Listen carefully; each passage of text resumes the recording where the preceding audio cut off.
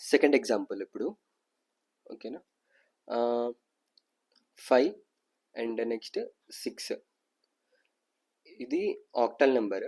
మనం దీన్ని బైనరీలో ఎంత వస్తుందో చూద్దాం మనం ఇప్పుడు చేంజ్ చేసి. సేమ్ నేను ఇక్కడ మళ్ళీ ఆక్టల్ని విడివిడిగా రాసుకుంటున్నాను. నాకు ఆక్టల్లో 5 ఉంది, 8 ఉంది, సారీ 5 ఉంది, 6 ఉంది. దీన్ని నేను ఇప్పుడు బైనరీలో రాసుకుంటే సేమ్ మళ్ళీ ఇక్కడ కూడా అంతే, 4 2 1 rule.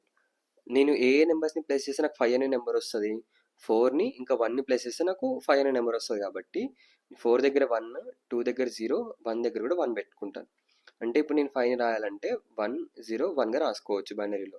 And next 6ని A నెంబర్స్ని edition చేస్తే మనకు 6 వస్తుంది, 4ని ఇంకా 2ని ఎడిషన్ చేస్తే మనకు 6 అనే నెంబర్ వస్తుంది. కాబట్టి సో నేను 4 దగ్గర 1, 2 దగ్గర 1 పెట్టుకొని 1 దగ్గర 0 పెట్టుకుంటాను అప్పుడు.